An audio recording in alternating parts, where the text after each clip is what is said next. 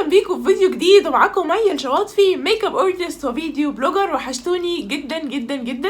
فيديو النهارده هيعجبكم قوي، هنتكلم فيه عن مشكله كبيره جدا عند معظم البنات، وهي ازاي نختار الفاونديشن او كريم الاساس المناسب، وايه الانواع اصلا اللي بنلاقيها في المحلات او في الميك اب ستورز، وايه الفرق ما بينهم. بلاقي بنات كتير جدا بتبعت لي صور ميك اب وبتسالني ايه الفرق ما بين انواع الفاونديشن دي، هل نشتري الحاجات اللي هي السايله الليكويد خالص، ولا الكريمي شويه، ولا الحاجات اللي بتبقى مضغوطه في علب كده زي الاشكال دي، ولا نشتري الموس بيقولوا عليه حلو، ولا نشتري السبراي فاونديشن. ففي ناس كمان بتسال هو كمان بقى في سبراي فاونديشن؟ في سبراي فاونديشن. فتعالوا نتكلم عن الخمس انواع المختلفه للفاونديشن او كريم الاساس، ونشرح كل نوع بالتفصيل، وكمان كل نوع نتكلم عن مميزاته ايه وعيوبه ايه. تابعوا الفيديو للاخر ويلا بينا نبتدي.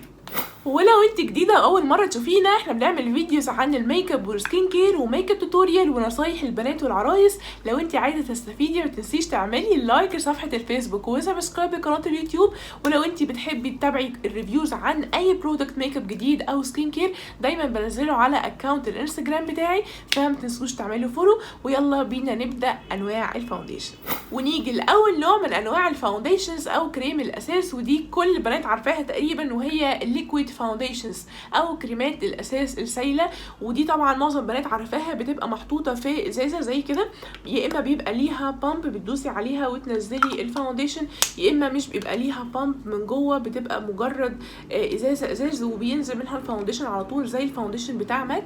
الفاونديشن الليكويد بيبقى نوعين، نوع بيبقى ووتر بيز يعني اساسه ميه وده بيبقى مخصص للبشره الدهنيه، ونوع بيبقى اويل بيز يعني اساسه زيت وبيبقى مخصص للبشره الجافه. طيب تعالوا دلوقتي نتكلم عن مميزاته وعيوبه. مميزاته الحقيقه كتير جدا. اول حاجه ان هو سهل جدا في الاستخدام وسهل جدا في الدمج، وكمان تقدري تخرجي بيه الصبح لان هو بيبقى خفيف على البشره.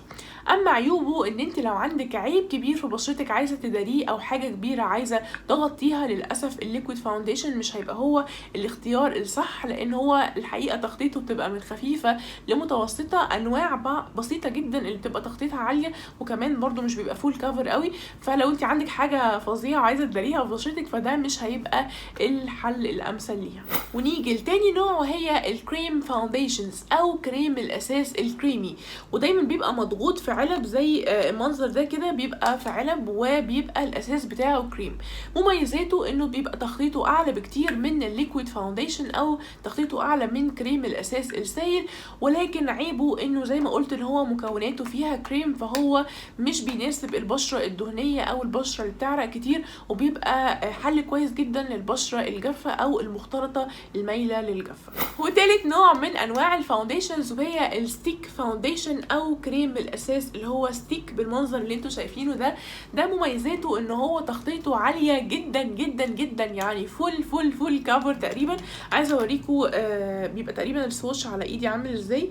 بصوا زي ما انتوا شايفين تخطيطه فظيعه، يعني بيداري اي حاجه في الدنيا انت عايزه تداريها، قوي جدا جدا على البشره. ومميزاته كمان ان هو تقريبا ينفع لمعظم انواع البشره سواء الجافه والمختلطه والدهنيه، ولكن هو ليه عيبين للاسف كبار قوي. اول عيب ان هو محتاج حد شاطر جدا في الدمج، علشان هو بيبقى دمجه زي ما انتوا شايفين هو تقيل قوي، محتاج حد بيعرف يدمج الميك اب كويس جدا علشان ما يكلكعش على البشره. وتاني عيب ليه ان هو عايز مناسبه كبيره، مش ما ينفعش خالص يستخدم في خروجات مثلا او نزول الصبح او الجامعه او الشغل، فهو تخطيطه عاليه جدا جدا ومحتاج مناسبه، ومحتاج كمان حد شاطر في الدمج. ورابع نوع من الفاونديشنز وهي الموس فاونديشن او كريم الاساس اللي هو الموس ده.